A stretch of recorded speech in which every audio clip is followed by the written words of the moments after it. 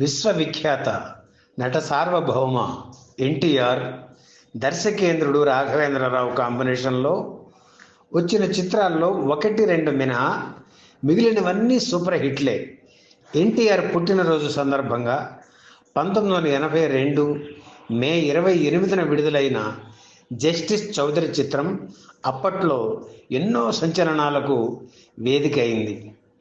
ఈ సినిమాలో జస్టిస్ చౌదరిగా ఎన్టీఆర్ నట విశ్వరూపం ప్రేక్షకుల మదిలో ఇప్పటికీ అలా నిలిచిపోయింది.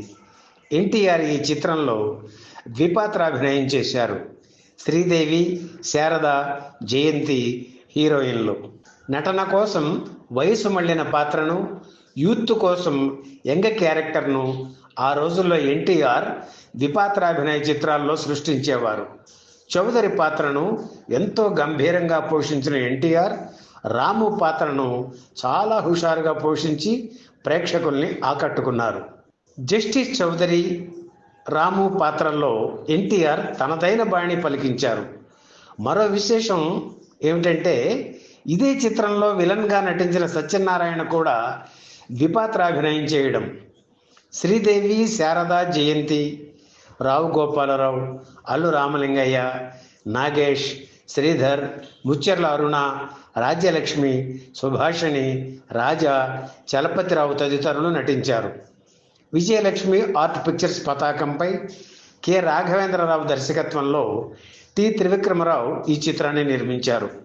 ఈ చిత్రానికి సత్యానంద్ రచన చేయగా వేటూరి పాటలు పలికించారు. చక్రవర్తి బాణీలు కట్టారు. ఇందులోని 7 పాటలు విశేష ఆదరణ చూరగొన్నాయి. ముద్దు మీద ముద్దు పెట్టు, 1వ నెంబర్ చిన్నదంట, శ్రీలక్ష్మి పెళ్లికి చిరునవ్వు కట్నం, చట్టానికి న్యాయానికి జరిగిన ఈ సమరంలో, నీ తొలి చూపులోనే, అబ్బ ముసురేసింది, నీ చెక్కిలి వెల ఎంత అంటూ సాగే పాటలు ఎంతగానో అలరించాయి. జస్టిస్ చౌదరి చిత్రం అనగానే నటరత్న ఎన్టీఆర్ నటనా వైభవం మన కళ్ళ ముందు కదలాడుతుంది. ముఖ్యంగా సెంటిమెంట్ ఎమోషన్స్ సీన్లో ఆయన అభినయం అలరిస్తుంది. చట్టానికి న్యాయానికి అనే పాటలో ఎన్టీఆర్ హావభావాలు జనాన్ని థియేటర్లకు పరుగులు తీయించాయి. ఆ తరువాత ఎంతోమంది నటులు నటరత్నను బ్లాక్ కోటులో అనుకరించడం విశేషం. ఈ సినిమా 32 కేంద్రాలలో శతదినోత్సవం జరుపుకుంది. 6 కేంద్రాలలో రజతోత్సవం, 1 కేంద్రంలో 250 రోజులు ప్రదర్శితమైంది. ఈ చిత్రాన్ని హిందీలో జితేంద్ర హీరోగా జస్టిస్ చౌదరి పేరుతోనే రాఘవేంద్రరావు దర్శకత్వంలోనే తెరకెక్కించారు. తమిళంలో శివాజీ గణేశన్ ప్రభుతో నీతిబతి పేరుతోనూ, మలయాళంలో ప్రేమ్ నజీర్ హీరోగా జస్టిస్ రాజా పేరుతోనూ రీమేక్ చేశారు. ఇదే తీరున ఏఎన్ఆర్ ద్విపాత్రాభినయంతో దాసరి నారాయణరావు జస్టిస్ చక్రవర్తి అనే చిత్రాన్ని రూపొందించి అక్కినేని బర్త్డే కానుకగా 1984 సెప్టెంబర్ 20న విడుదల చేశారు. ఆ సినిమా అంతగా అలరించలేకపోయింది. ఇక 1982 మార్చి 29న ఎన్టీఆర్ తెలుగుదేశం పార్టీని స్థాపించారు. పార్టీ పెట్టిన 2 నెలలకే జస్టిస్ చౌదరి చిత్రం విడుదలైంది. ఈ సినిమా విడుదలైన రోజున తిరుపతిలో తెలుగుదేశం తొలి మహానాడును నిర్వహించారు. మహానాడు గ్రాండ్ సక్సెస్ అయింది. అలాగే జస్టిస్ చౌదరి కూడా ఘన విజయం సాధించింది. ఈ చిత్రం వసూళ్ల వర్షం కురిపించింది.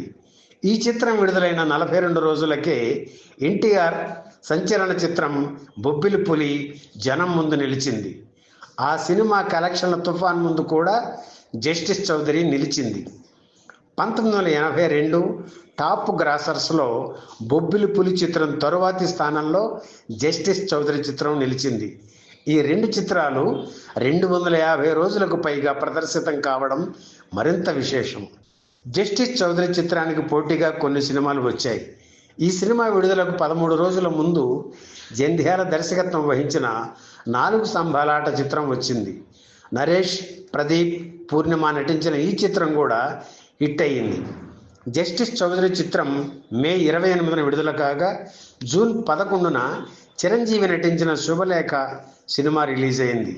ఆ మరుసటి రోజు అంటే జూన్ 12న శోభన్ బాబు నటించిన కోరుకున్న మొగుడు చిత్రం విడుదలయ్యింది.